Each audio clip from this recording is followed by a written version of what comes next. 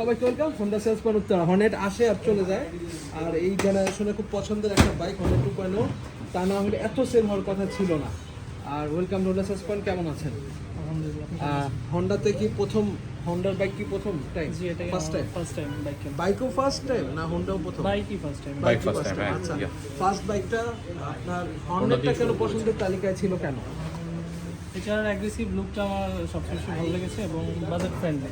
Budget friendly, দুইটা point আমরা পেলাম। জি জি। আর প্রাইসটাও কি অ্যাগ্রেসিভ বলতে পারি আমরা?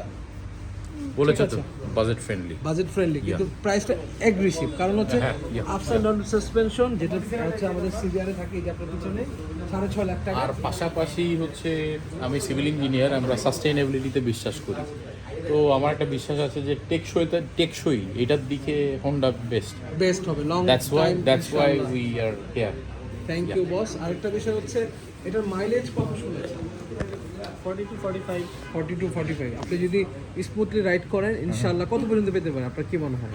আমি শুনেছি যারা হচ্ছে যে এটা আপনার ইকোনমিক মুডে রেখে চালাতে পারে 50 to 50। আমার চাচা একটা চালায় আর কি, এটার ওই মেরুন কালারটা, তো উনি 50-52 এরকম পান আমরা একেবারে। 60 পর্যন্ত পেয়েছি।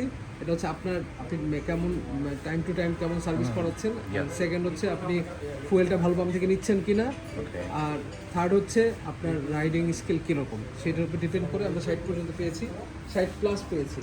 তো আশা করি ভালো ভালো একটা সার্ভিস পাবেন। আর যদি কোনো প্রবলেম ফেস করেন চলে আসবেন। আর ভাইয়া আপনার পরিচিত কেউ যদি হর্নেট বা হুন্ডার কোনো বাইক দেখানো?